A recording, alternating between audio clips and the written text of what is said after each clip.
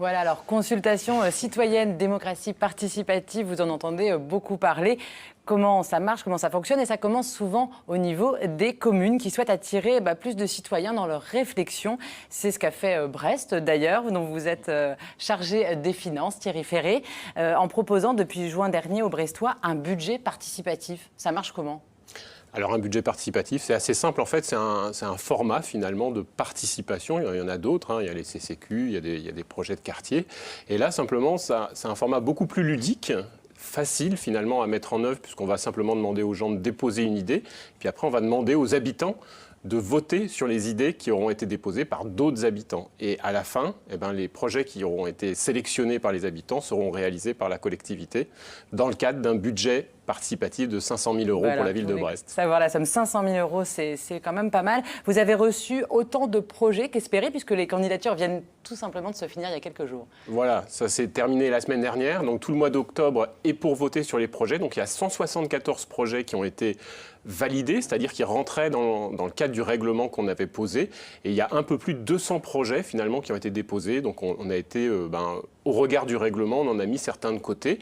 Et souvent d'ailleurs on a réorienté vers des services parce que un projet participatif, c'est aussi une boîte à idées et c'est intéressant de diriguer... Pour la suite, pour garder un petit peu exactement. des choses. Quelles sont les thématiques les plus récurrentes dans ce genre d'appel à projets citoyens? Est-ce qu'on revient un peu sur les mêmes thèmes souvent? Oui, alors c'est rigolo de regarder donc, les 174 projets qui ont été déposés parce que globalement, c'est l'embellissement de la ville. C'est l'amélioration. En fait, oui, c'est-à-dire qu'à la fois, il y a des aménagements sur des espaces publics pour faciliter, pour marcher, etc. Et puis après, il y a des projets de fresques, par exemple, de couleurs.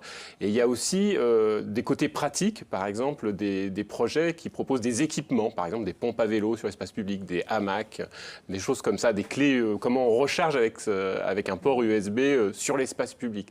Donc voilà, c'est ce type de projet. Et puis le dernier type de projet, c'est sur le patrimoine aussi, comment on met en valeur le patrimoine de la ville de Brest. Donc les Brestois sont attachés, c'est là que vous voyez un petit peu l'intérêt des Brestois pour le patrimoine. Le patrimoine est quelque chose, un des 4 sujets qui ressort clairement de ce projet, des projets qui ont été déposés. Oui.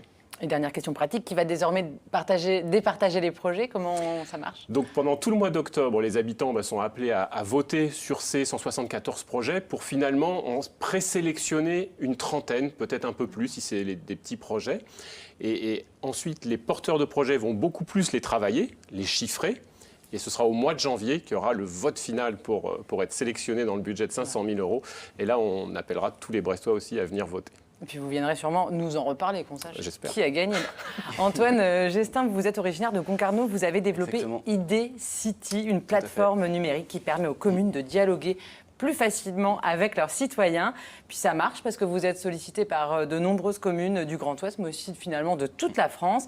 Les communes se servent de l'outil IDCity sur des projets précis ou alors on continue sur toute l'année pour garder le contact avec les citoyens? C'est quoi l'idée?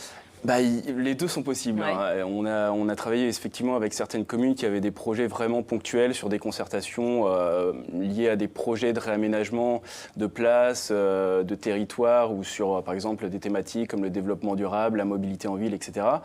Et on travaille aussi avec certaines collectivités qui ont vraiment notre solution en place toute l'année pour permettre en fait un peu une démocratie continue, c'est-à-dire... Ce système de boîte à idées un petit peu, c'est ça dont parlait Exactement, et d'ailleurs on travaille aussi avec 6 collectivités sur des thématiques de budget participatif où effectivement les citoyens sont amenés à proposer des idées pour leur ville et donc après il y a une phase de votation où ils peuvent choisir leurs idées préférées. Ouais.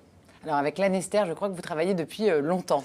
Exactement, oui, c'est un de nos partenaires historiques. Effectivement, oui, ça marche plutôt très bien. Ils en sont à la 3e édition là, de budget participatif avec plus de 15% des citoyens de la ville qui sont inscrits sur la plateforme.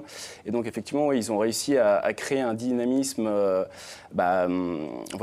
sein de la ville, à la fois à partir de dispositifs terrain, c'est-à-dire où les gens peuvent s'impliquer directement sur sur place, mais aussi avec la plateforme numérique qui vient en complément pour permettre à tout le monde un plus large panel encore de s'exprimer. Parfois, l'outil numérique vient vraiment en complément, c'est intéressant. C'est même primordial que les deux soient vraiment complémentaires et qu'il n'y ait pas uniquement des dispositifs terrain ou uniquement une plateforme numérique. C'est vraiment tout à fait complémentaire. Oui. On parlait des thématiques récurrentes des projets brestois. Est-ce qu'il y a des thématiques aussi qui ressortent le plus souvent sur vos plateformes? Oui, comme disait Thierry, effectivement, nous, on constate effectivement que le cadre de vie est une thématique qui ressort énormément.